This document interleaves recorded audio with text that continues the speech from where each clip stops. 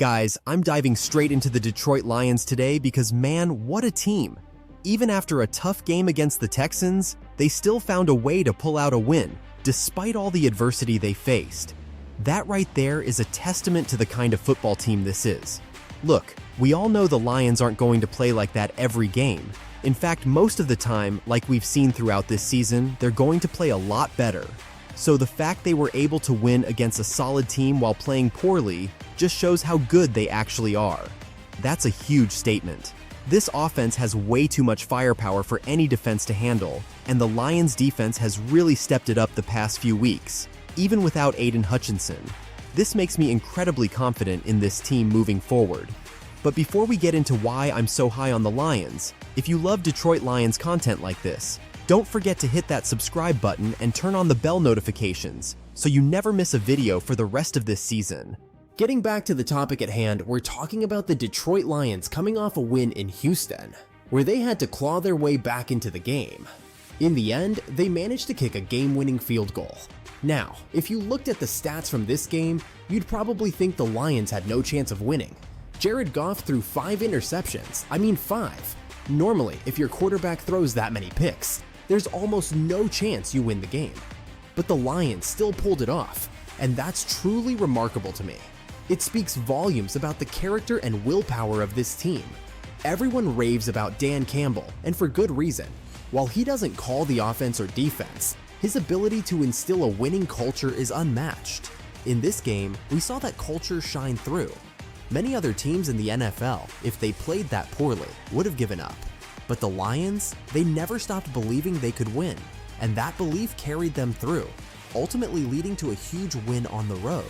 That's the kind of mindset that not only makes them a great regular season team, but a squad built for the playoffs. That's a major reason why I'm so confident in this team's chances this year, and why I think they could go all the way. Now, let's talk about why I believe this offense can still take the Lions all the way. Sure, they had a rough game against the Texans, but I have no doubt that this offense is capable of carrying the team deep into the playoffs. Jared Goff may have had a rough outing, but let's not forget he's been playing nearly perfect football all season before this. It was bound to happen. Every quarterback has an off game. But honestly, I don't expect him to play like this again for the rest of the year. Sure, he might throw a pick here or there, but for the most part, I believe he'll return to form, completing the majority of his passes and taking care of the ball. As long as he does that, this offense will be just fine. When you've got Ben Johnson, one of the best play callers in the NFL, designing schemes to get your playmakers open, you're always going to be in good shape. And let's not forget, the weapons surrounding Goff are as good as they come. Jameson Williams is back from his suspension, and that is a huge deal. Before his suspension, he was a key part of this offense. He's the number 2 receiver on this team, and he's an absolute game changer, stretching the field and making it easier for everyone else to get open.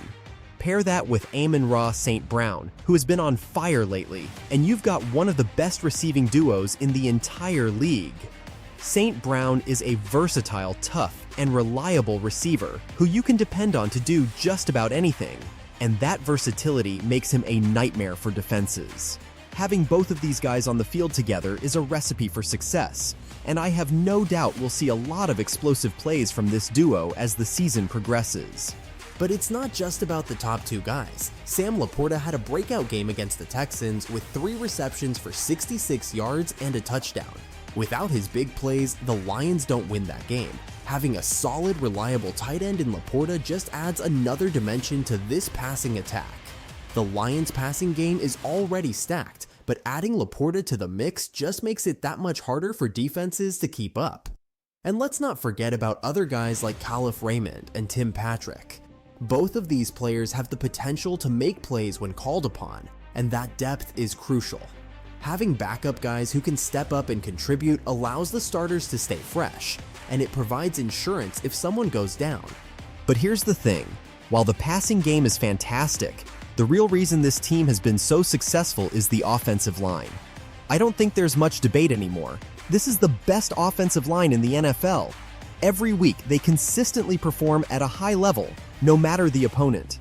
We've seen them face off against some of the best pass rushers in the league, And yet, they still find a way to protect Jared Goff and give him time to throw. Even more impressive is their ability to open up huge running lanes for the backs, which has helped the Lions develop one of the top rushing attacks in the NFL.